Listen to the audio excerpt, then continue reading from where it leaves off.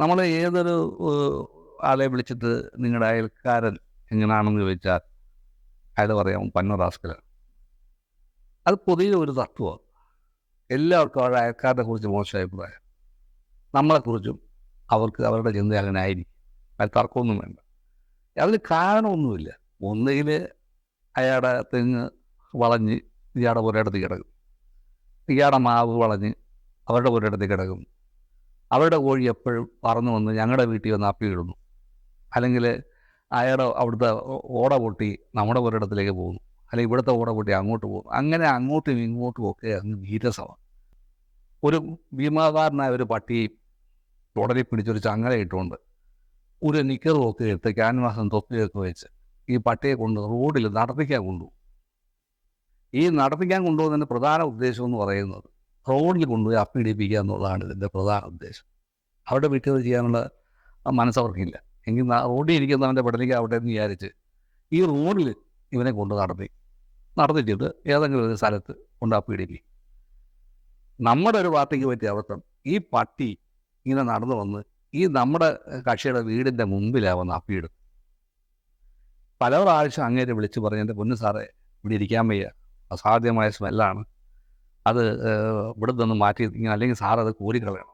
അത് കോരിക്കളയാനൊന്നും പറ്റത്തില്ല, അതെയാണ് ഞാൻ റോഡിലല്ലയോ പട്ടി അപ്പിയിടുന്നത്, തനിക്കെന്താ, താൻ എനിക്കങ്ങനെ പറ്റാമെന്ന് തോന്നി, എൻ്റെ പട്ടി റോഡിലെ അപ്പിയിടത്തുള്ളൂ, ഞാനിപ്പോൾ എന്ത് ചെയ്യാനാണ്, അത് അവിടെ വന്നേ അപ്പിയിടത്തുള്ളൂ.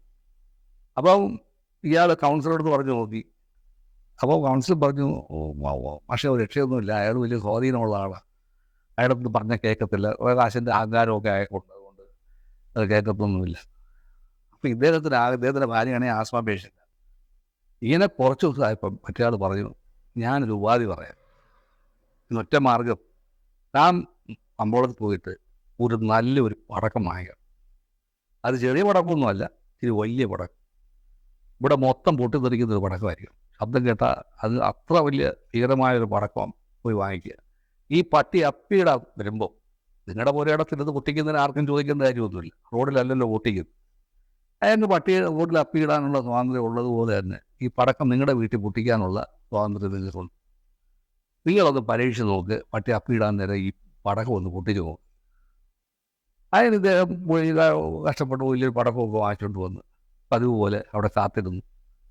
ഈ മിനി സായിപ്പ് പട്ടിയായിട്ട് വരുന്നു. നേരെ പട്ടി വന്നു, സ്വിച്ചിട്ട് കണക്ക് തന്നെ നേരെ അവിടെ വീട്ടിൻ്റെ വാതിൽക്ക് വന്നു. അവിടെ വന്ന് അങ്ങോട്ട് അപ്പിയിടാനങ്ങോട്ട് ഇരുന്നപ്പം ഇദ്ദേഹം ഈ പടക്കം അങ്ങ് പൊട്ടി.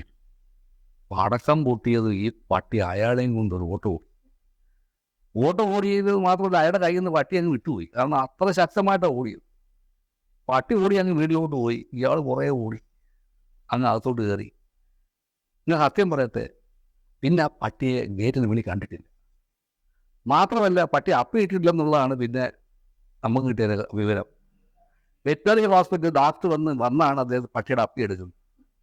ആ ഒരൊറ്റ വെടിയോടുകൂടി പട്ടിയുടെ അപ്പിയിടലെന്ന് നിന്നു.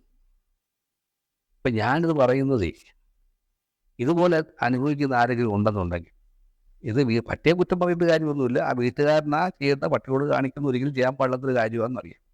പക്ഷേ അങ്ങനെ ഈ അഹങ്കാരത്തിന് ഏറ്റവും നല്ല ഒരു സാമ്പിൾ ഞാൻ നിങ്ങളുടെ അടുത്ത് പറയുന്നേ ഉള്ളൂ. നിങ്ങൾക്ക് വേണമെങ്കിൽ പരീക്ഷിച്ച് നോക്കുക.